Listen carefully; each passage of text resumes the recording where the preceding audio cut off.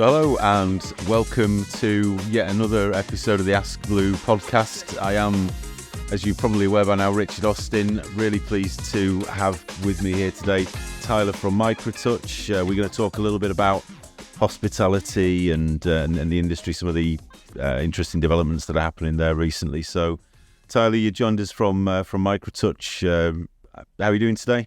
Doing well. Good. Doing well. ISV has been enjoyable, and I've got to see you the last couple of weeks. Yeah, you must be pretty sick of me. We've been at a couple of trade shows together Quite over the the last opposite. few weeks. But, yeah. Well, there's time yet. Yeah, we've got a 40 odd minute podcast to get Love through. it. So by the end of that, we'll see how we're doing. But yeah, great. Thanks for making the journey across, and good to see you. So tell us a little bit about yourself and your role with Microtouch. Absolutely. My name's Tyler Wells. I'm the ISV and strategic partner manager at Microtouch, and really stressing ISVs and how it works with hardware. It's kind of been a passion in my background for the past decade that I've worked in tech hardware. Yeah. So it was the curiosity of how things worked, and now it's the curiosity of how things integrate, which is pretty appropriate for this conversation. Absolutely, I think. yeah, and hopefully we'll get time to get into ISVs in a little bit more Perfect. detail as well, because Yes. that's an area that's really of interest to me and to a lot of my colleagues at Blue Star at the moment. So and hospitality, and it's nothing without ISVs, right? They are definitely one of the most important elements of the solution, but. Rather than just talking in general about hospitality, which we could pretty much do all day, what I want to talk about is the importance of integration, and there's lots of different solutions that we're starting to see coming through and gaining prevalence in the hospitality market at the moment. And I think obviously we want to talk about that a little bit and how they all need to fit together, but Let's set the scene a little bit before we get into it, and let's talk a little bit about the history of technology in hospitality, which for me pretty much means POS, point of sale. Everything's done at the till. You've got a till somewhere at the centre of the restaurant or behind the bar, or maybe there's a few throughout the restaurant, and that was pretty much the main piece of technology that was in there, apart from obviously the technology involved in cooking the food, of course. But that's my take on the history. And I think 20 years ago it was a much more straightforward environment for technology in hospitality. But how have you seen that developing over recent years, Tyler? Well, it's been interesting because my previous life focused a lot on conference rooms and digital signage. Okay. And since coming over to Microtouch, they're heavily focused on retail and point of sale, which learning a new market like that and the intricacies of it was actually quite fun. It's definitely a unique marketplace, isn't it? It absolutely is. Yeah. And RSPA put the retail tech perspective really into perspective when I went to RSPA last year. They took it to the history of when cash registers and point of sales actually developed in the States back in the 1800s. Okay. And just the timeline and the evolution. National cash registers, right? Exactly. NCR, exactly. Yeah. And that's actually why RSPA came to fruition is, hey, no monopolies in the cash register spot. Independent. We want to work on them. All of that with it was kind of definitely a monopoly. So as they were going, they got up right into about 2000. And then you see the innovations and the direction change a little bit, right? Yeah, definitely. I mean, I think if we look at the different solution areas that are coming to the fore in hospitality, it's different touch points, different ways of interacting with the customers in a restaurant or in a bar, and that could be something, for example, like self-service, where the interaction is with the customer going to pay at a self-service checkout or place their order on there. Could equally be the waiting staff with mobile devices. What else are we looking at? We could be, I think, another big area is perhaps kitchen display screens that are coming Absolutely into this. Yes, it's not just customers interacting, but how does the front of house interact with the back of house? How can they drive efficiencies there? So I think it's a much more complex market now, a lot more, from a technological point of view. It's a lot more complicated in terms of the different types of solutions that have got to be there. And I think one of the things we want to get into today, if we can, is like, how important is it that all of these things actually work together? Because it's fine having a self-service ordering screen in your restaurant, but if that's not linked up to your point of sale, if that's not linked up to your kitchen ordering systems and that sort of thing, then really what's it doing? It's frustrating customers, it's frustrating staff, which there shouldn't be any frustrations from a retail or hospitality on the employment side, because the turnover there is already high enough. You don't want to increase or exacerbate that type of turnover. Yeah. So I would say that the traditional retail and hospitality ecosystem used to be independent. The point of sale used to be independent from the kitchen display or the digital signage boards or anything like that. The digital signage and these have arrived on the market due to making customers easier to satisfy, making retailers and hospitality give them a bonus in, hey, we can gauge efficiency with data and everything. So, it started off as the till. Then it's like, okay, maybe you need a monitor. You have a payment terminal. You have a scanner, depending on what type of retail solution. But it's grown a lot of, now it's not just point of sale. It's, like you said, kitchen display system, mobile ordering, payments. And if those ecosystems don't work collaboratively, it's a nightmare for either the employer, the customers, or both. And that's what they're trying to avoid with all this new technological hardware innovation. So what are some of the things that are driving that innovation? I mean, if we look at self-service, for example, that's for me, that's probably one of the most interesting, if not the most interesting area of the market these days. What sort of factors in the marketplace, within consumers, within the economy, are driving that growth of self-service that I think we're all seeing? It's just a combination of things. And I would definitely say, from a customer's perspective, there's two ways to look at it. From an employer perspective, which we have the liberty of having conversations and working with, so we understand the employer. But from a customer perspective, we also understand, because when one of these systems doesn't work, you're going to avoid that the next time, right? Yeah.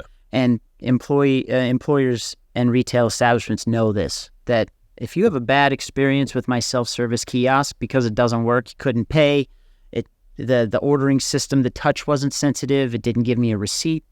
These are things that is as efficient and how good, if they're implemented, they can do for the consumer. It can really deteriorate both sides of the aisle. Yeah. I mean, they absolutely have to work. And, they have to. Yeah, I think, from my point of view, so from the employer's perspective, from the perspective of the somebody running a quick service restaurant, for example, that I think one of the big things that's addressing is it's not exactly replacing a staff member, but sometimes it can be difficult to get employees to work in that environment. I know some of the there's some statistics about younger people within the just less willing these days to want to work in that environment. It was, I would say 20 or 30 years ago, it was pretty much the go-to job that you would do as a part-time job as a student or even at school, and that's changed. The demographic has changed, and that's less. It's more difficult to get people. Also, a self-checkout, self-service kiosk is going to be more reliable than some staff members. Some people are very reliable, but you can't necessarily count on that. So I think for me that's one of the big things that's driving it. I mean, from a customer in the restaurant's point of view, if that's working properly, what sort of benefits is a customer there getting from the self-service kiosk in the? Absolutely, the customer's getting a quicker checkout. They're getting a correct order. Yeah. They're getting all of the things they don't necessarily want to talk to people. So they're getting a lot of benefits when it is working correctly. And with the rise of self-service solutions, you get loyalty programs, which go to any major hospitality company in the U.S., from my experience, you have loyalty where you can order online. Yeah. They're making it easy so you can order more or upsell you. Yeah. So the benefits for the customer are definitely efficiency, time. I can grab my Starbucks and go ahead of time. Those are all, we value our time. We're always busy and doing something. Yeah, there's always something else to do, isn't there? Yeah, and I think, it's not just kiosks that are doing that, but mobile ordering apps as well. Oh, huge. Whether that's inside the establishment or even, while you're on your way there. Absolutely. Order your coffee to pick up and collect on the go and pay for it at the same time while you're at it, yeah. And I think, definitely people are becoming increasingly comfortable with actually preferring to order from a machine than they are actually having to talk to another human being. And I think especially younger people, maybe it's less true. Oh, yeah.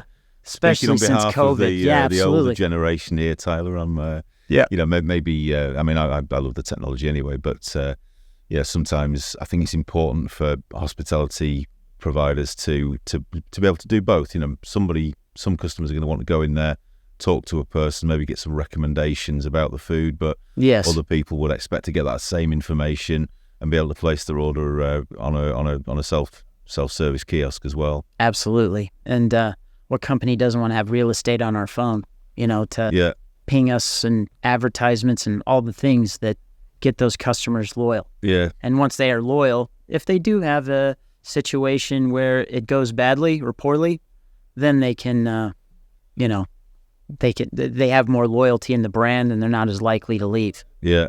And I still think as well, we were chatting before about the $20 minimum wage in California and that cost of labor in places. Well, so that's a huge plus from the perspective of the employer and their costs of doing business. But sort of expanded outwards from that mobile ordering and self-service, what other aspects of technology that are deployed within a restaurant or a bar, for example, are need to be linked into that self-service kiosk, would you say? Depends on the vertical, but the ones that we see in hospitality, for example, you're seeing the integration of point of sales with kitchen display systems, where traditionally was a printer. Now it's a kitchen touch display that showcases orders, big, bright, green, red, stop, go, very easy, right? But also interactive as well. Extremely. So, you need to recall an order because this customer had an inquiry. Here you go. Yeah. Or you need a screen for a bus line or a table management system or any of those. They can segment their restaurant or their operations in such a way that we talked at NRF, and the location we were at was an automated restaurant. Yeah. And the level of, we were talking about it, the level of sophistication of managing that restaurant over a network with sensors, with kitchen display systems, the whole process was quite intriguing. You know? Even as simple as like, we've run out of this ingredient, therefore we've run out of pepperoni, therefore you can only have a margarita pizza. Pepperoni's off the menu. That changes the digital billboard. Yeah. Being able to do that. Yeah. Why show somebody a tempting picture of a pepperoni pizza when all you've got is boring margarita? Right? Exactly. No offense to any margarita pizza eaters by there. Yeah. Sorry. Yeah. But yeah, I think that ability to do that in real time and integrated with the rest of it. Yes, having a kitchen display or some sort of means of sending the order back to the kitchen is really useful. But if that's not then able to communicate back to the front of the house, back to whether it's to the customer or to the waiting staff who were talking to the customer, that's I think that's definitely a key part of the solution there. It just enhances the efficiency, and transparency between the cooks and the front of house. These are things that they were still getting done. It just a little bit more in real time to the customer satisfaction. Yeah, absolutely. I completely agree with you there. Yeah, and question for you, Tyler: what would you say are some of the benefits of self-service and perhaps some of the other related integrated solutions in terms of reducing waste in hospitality? Because that waste is a really important subject at the moment, linked into sustainability, which is clearly a very hot topic and rightly so in well, retail and hospitality, and surely in a lot of other markets as well. Well, in terms of waste reduction, what would you say there? Well, waste is just so inefficient. The whole point of self-service is to increase efficiency, profitability.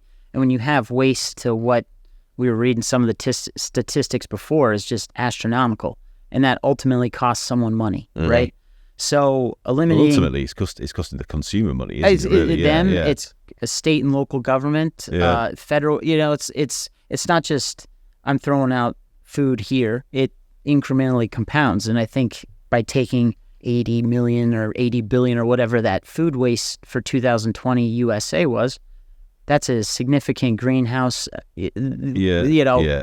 But self-service solutions are making life easier for the employer. And having operations and the maintenance of that business is important for them, but profitability is obviously at the top of that, right? I heard it from a business owner. Hey, kiosks don't get sick. Valid point. You don't have to train a kiosk. You just have to train the customer to use the kiosk. Yeah. And people are getting pretty savvy with that, I would say. Absolutely. These days. Yeah, in fact, QR codes, NFC. Europe has I've witnessed firsthand how efficient and easy it is for the metro, despite me not knowing Spanish. It makes things convenient. Yeah. Big time. Yeah. I guess that's a difference you've noticed then in traveling in Europe as you are at the moment. Yeah. Absolutely.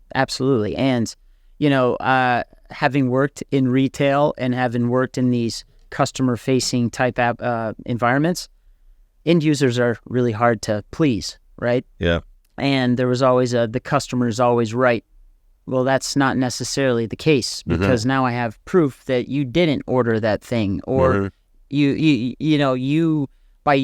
it's kind of the employer's choice. Like, do I want to honor, and is this client really raising heck over this small inaccuracy, and how much is this going to cost? You can kind of have an ROI on what that decision of how you're going to correct the problem, or just you don't really have to, because the customer was the one that inputted the information incorrectly. Yeah. I'm just going by the steps. You did it wrong. Sorry, customer is not always right. Yeah, I mean, you can decide whether or not it's going that's to be, where the loyalty comes in. The benefit of the doubt. But if you get that, that one customer, and we've all got that one customer. I've got several. Sorry, bud. No offense intended to anybody that might feel, but they're sometimes you just get difficult customers that are like that everywhere, and if you want to weed them out a little bit, that's you've got the proof there. But plus a bit of a record of that customer's that customer's loyalty. But I would say another really interesting point about that is with relevance to self-service is how that can be linked back into like inventory management within hospitality. What's your take on that, Tyler? Remember a couple of years ago when that whole COVID thing happened, and the restriction of anything you ever wanted was now 10, 15, 2 years later. Yeah. That caused a lot of pain points for businesses. And inventory management, from when I hear that, I'm thinking physical products. So self-service definitely allows you to do that. We mentioned, hey, if you run out of something, you can trigger everything in that restaurant, for example, to billboards and everything to accommodate that product not being in stock anymore. Well, retailers are probably wanting to implement that strategy a lot more than hospitality. To throw a burger away, okay, if you have 20 pairs of shoes that no one's buying, that's a lot of inventory and money wrapped up, storage, shipping, all of these things. But the self-service in a retail, it allows you, hey, if this store doesn't have, they keep a limited inventory, but they want the black shoes that aren't in stock, they can go to self-service. Hey, do you want these to your house? Do you want them delivered to the store for you to pick it up? Do you want Uber to come deliver to your house? They're taking the customer experience and they're getting rid of that inventory from somewhere else. So I suppose when it comes to customization as well, the inventory management, you don't want to be able to let somebody customize a burger by adding cheese to it when you've run out of whatever flavor of cheese it is. So precisely, yeah. And you can target people so much better with that information that they're providing. Yeah. It's I think with one of the things that I thought was really interesting that I saw at the NRF show that we were both at recently was how the use of sensors for monitoring how much of a particular item of food is left. And it's which is invaluable, because otherwise it's somebody's job to go around and check that. Whereas if you can have one person who gets an alert when a certain product gets critically low, and only at that point replenishes that food serving dish or whatever, then that's really powerful stuff. And it even came down to one of the things. This was such a ridiculously simple solution, but there was a sensor that would check and advise you when the toilet roll in the bathroom in the restaurant got to a critically low level. I don't know what critically low is in terms of toilet paper, but or at least I don't want to get into that on this podcast. But that is critically low. Yeah, critically low. Ideally, you want to know a little bit beforehand. Yes. I think bringing in sensors, whether it be sensors that'll look at the depth or weight sensors, that sort of thing.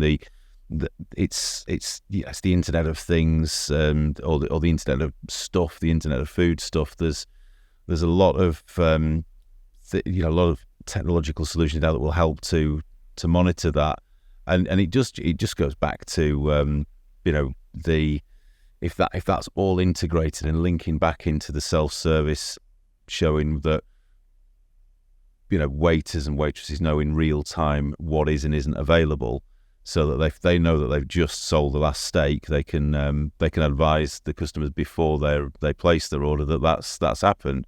You can do the same thing on the self-service kiosk. So the inventory management, I think, is increasingly becoming essential. I was going to say popular, and it's not just physical products. Like when we were evaluating those sensors and talking about it in NRF, they're monitoring the energy that's used to heat rooms, right, based on who's in them or how many people are in them, or the electricity. Europe's very focused on electricity and saving and being conservative, right? I would say so, yeah. Hey, it needs to turn off here. It's got to, if no one's looking at it, the dimness settings, all of these things. They're trying to limit energy conservation, right? Well, for a business, that also equals dollars and cents. So if everything's working, you can get so granular that the cost of everything, which business operations love that, accountants love that. And would you say that's different in the US then? Is there less attention on green issues and sustainability in the US than what you've seen in Europe? Yes, and I think that is because I guess sorry to interrupt you there, but I guess even to say Europe isn't even really doing it justice, because there's a definite variation across Europe. And, of course, traditionally the Nordic countries were always a long way ahead in terms of green energy and that sort of thing. But I'm curious about the US in comparison to what you've seen while you've been here. Yeah, absolutely. And nothing from a business perspective, nothing that I've seen. US and Europe isn't a country. It's countries, right? They operate independently, and I think that's very, very lost when looking at Europe as a whole. Each country is going to do what they do best, but you also have a lot more people in a smaller amount of space. So you have to be a little energy-centric. You have to, or waste-centric. Whereas the United States, we have 360 million people. They live over a massive land mass. And, we don't have to be as efficient. I wish we would, for all the reasons that we're mentioning here, for sure. But I would say that we're catching on. The Vegas, we all know how much electricity they use and water they use. They're automating almost everything to where they're one of the most conservative water management cities in the entire country.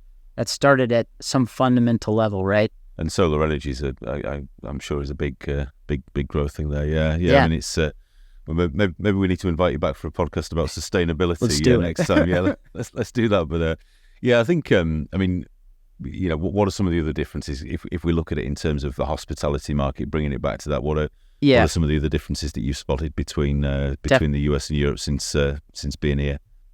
payments. The payment structure of Europe. The last few times I've been in here, just it's easy to pay. In the United States, I still give my card to a waitress or waiter in the majority of places, especially in the Midwest where I'm from. And they take it behind the counter, they run it, they do this. But I understand there's... Yeah, I mean, that still happens in New York. I was really surprised at that.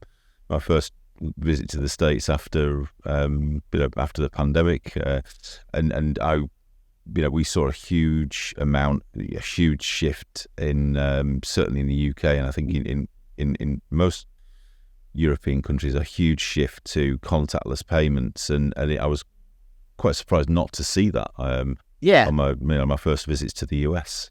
And it's ironic you mentioned New York City because they took it extremely serious, right? Yeah. So you'd think they would have adopted the contactless almost overnight.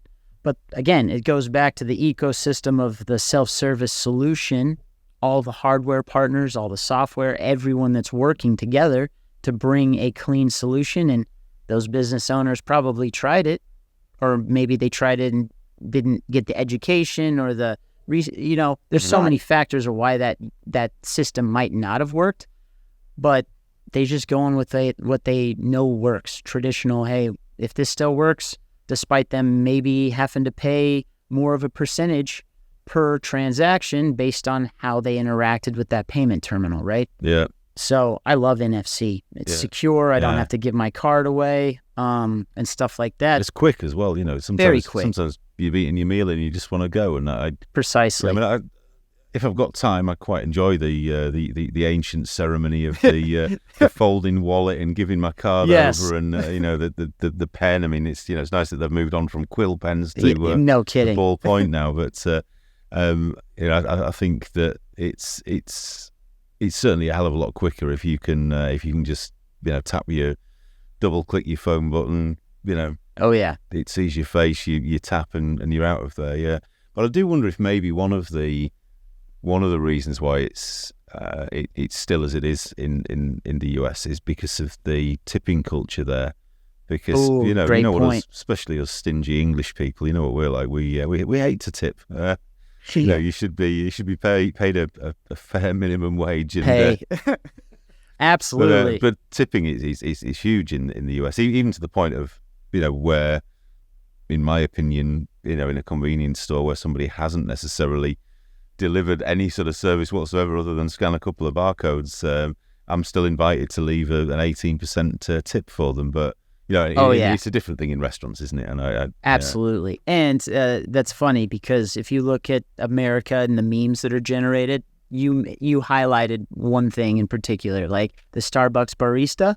She gives you your drink and she's like, oh, you'll see something on the customer facing display that you just hit that and sign. Yeah. She knows what she's doing, and she knows that I'm sitting over here like, I just grabbed a coffee, 18%. You're sitting there, but you feel bad because this is my livelihood. This is how I'm going to pay for it. Was I supposed to feel bad? Yeah. I missed that part of it. Yeah. Just trying to go to college. But at the same time, the minimum wage, like a lot of people depend on that tip, and that's been our culture. Now I feel bad. Well, don't. Yes. It's all right. They're going to get a job working in the self-service industry, repairing their old, the self-service kiosks. So no tipping in that. No tipping in that. I don't have to feel bad as long as they'll get a them salary job, job for that. So you're building character for U.S. residents. That's just think of it that way. I should get a tip for the service I provided. Yeah. Yeah. Oh yeah. Good.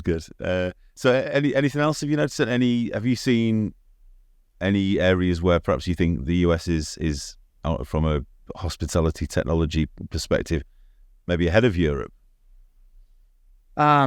Yeah, I do. And that goes back to supporting rural places and self-service from a storefront we saw it in RF again. It's getting to a point where I feel as though we're going to walk into a McDonald's or drive through a McDonald's where I'm from, and everything's going to be automated. We have the space.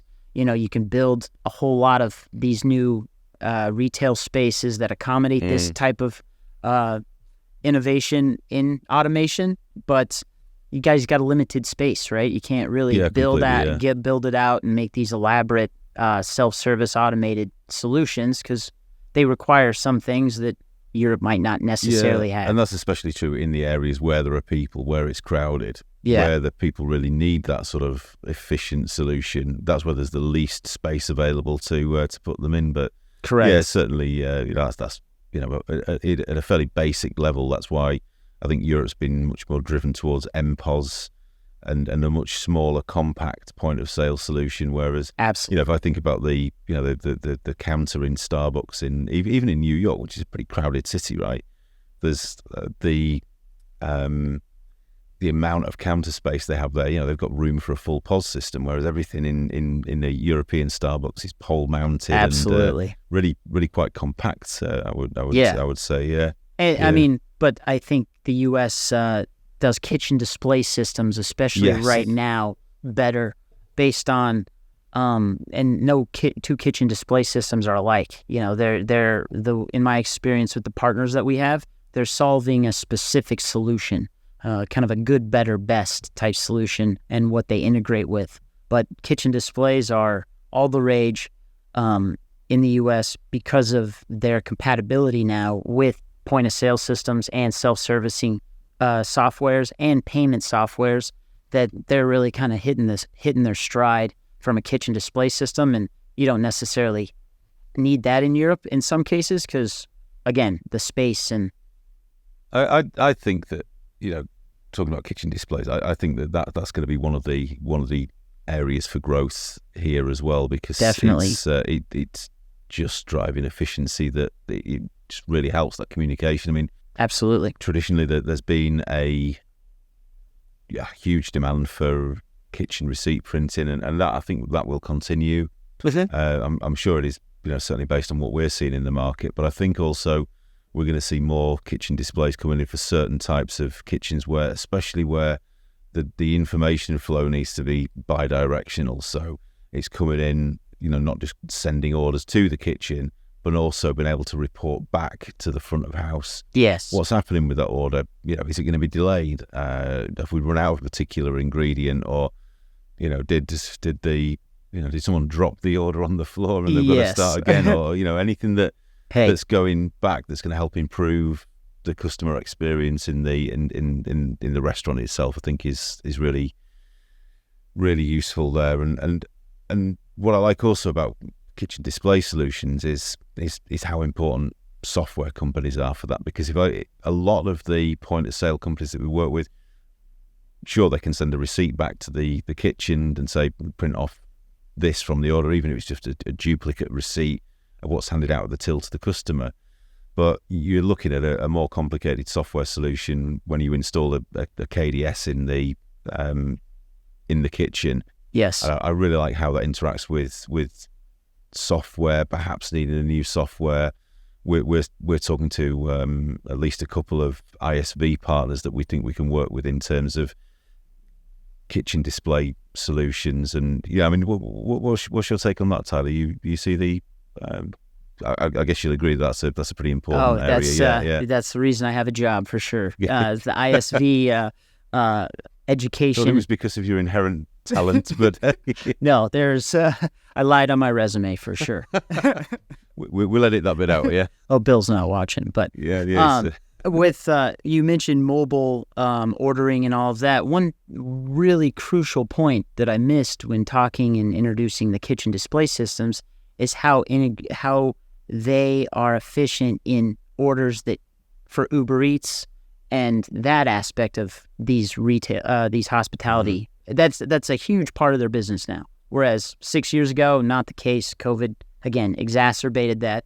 But the kitchen display systems and the softwares, they're integral. And when it comes to kitchen display softwares, it's either the point of sale system company, a software company builds their own. Yeah. Or they rely on a third party to integrate, which traditionally has been a little difficult. Now it's super simplistic, and that's what these KDS softwares are really marketing. Yeah. And since my experience with kitchen displays has been greater than my front of house point of sale, I'm seeing that kitchen displays are now bringing me via Trojan horse, if you will, to these point of sale ISVs to then talk business. Hey, if you can go in the back, can you go in the front of house? Which that's important for us in our growth of hardware strategy, right? So now it's a bilateral conversation. Point of sales looking for kitchen display softwares, which I have preferential partners in that space that I make the introduction to, and then I'm just in the middle trying to benefit from both of them. But it's bilateral now. Yeah. So as a POS provider, you've got two choices. You can develop your own kitchen display system based on that increasing demand from the restaurants to have it, or you can partner up with somebody that's already got a working solution, and you've got the relatively simple job of integration. And sure, I think that's something that we see. We talked at the beginning about the prevalence of multiple different solutions all working within the same environment and needing to integrate with each other. And for one company in a complex environment like a restaurant, for one company to come up with all of those solutions, there's no way that they can develop something that's going to be the best of breed POS solution, the best of breed kitchen display, the best possible payment solution, and self-service, and all of the other things that are particular to that restaurant. But that ability to integrate them together, to take a really good KDS software, really good self-service software, partner up with the companies that are making that, focus on your key area of expertise, which is the POS system, and do a relatively light job of integration. But then at the end of that, being able to seamlessly deliver a fully working integrated solution to the restaurant. I mean, that to me is the utopia, which is saying it like that. I know it's a hell of a lot easier to say than it is to make happen in the heat of the kitchen, but no doubt. And we're not even getting into operating systems. There's Mac, there's Windows, there's Linux, there's Android. They all have their use case. Software developers can develop against all those platforms. They're not the same. So that integrated solution is a lot easier said than done. And I have the utmost respect for ISVs that know how to efficiently make all of our hardware talk to each other. We appreciate them. And it's definitely the clever part, isn't it? Yes. Sure, the hardware's got to be good. It's got to be reliable. But it's certainly it's not the most complicated thing, is it? Really? Otherwise, people like me wouldn't be able to do it. But so just in terms of wrapping up a little bit, Tyler, we've spoken about a lot of different areas of innovation today, and the necessity to integrate those as much as possible. What's as a provider of touchscreen solutions, what's Microtouch bringing to the table? What sort of solutions are you seeing as being in demand from your customers, and how can you help our resellers at Blue Star in the hospitality channel? How can you help them to fulfill the solutions that are in demand out there from restaurants, bars, hotels, etc.? Great question, and thanks. This is a strategy that I feel very strong about, and resellers are the key to both of our successes. I don't necessarily want to work with end users based on their needs, and they need to have a great relationship, and they typically have that with the resellers. So, as hardware providers, I think it's important that we work together, and I work within the Blue Star hardware environment to ensure that every printer that you guys offer is compatible with our Android system, is compatible with our Windows system. If they have a Linux specification, hey, we can work with you on that, and our customer support will answer the questions there. We want to do that. We want to certify and vet between hardware partners that our products talk well, right? Because that alleviates the burden of ISVs having to certify both of our hardwares. Yeah. And I know you've been really helpful in terms of demo equipment for ISVs and for resellers that want to test it, want to put it in front of end users, which is great. It's key. So it's key, because without their application, it's just a blank screen, right? Right. So ISVs and their satisfaction with our hardware is a priority. But then the value comes for both Blue Star and Microtouch, providing a full vetted certified solution to a reseller and educating them how to implement that. And hey, we got this work, we got this flavor, we got good, better, best scenario. It works with all of your printers. You can confidently sell this. And the most important part is you now define avenues of support and who has to support where, because you know where your points of contention or failure are over a period of time, right? So we definitely want to ensure customer service, technical support and all of that for Microtouch hardware. But more importantly, we want to provide resellers with the tools, education, and the hardware to go to market confidently and not have to pick up any calls from end users, because that's just eating that profit. Absolutely. Well, we're with you on that journey for sure, and Absolutely. really appreciate the partnership with you guys, and also thanks for joining me today. It's been a great conversation. My pleasure. Yeah, always enjoy talking to you. Always enjoy catching up, and likewise. Yeah, we probably need to get together again at some point, and I have a feeling we're going to. Yeah, let's come up with the next thing. Maybe look at retail next time or something like that. But yeah, Tyler, Cool. Really appreciate you being here. Thanks Appreciate for your time, and we'll look forward to speaking to you soon. And get in touch if you're interested in hearing any more from Blue Star or Microtouch about any of the hospitality solutions or ISV areas that we've been speaking about today. Thanks again, Tyler, and we'll see you soon.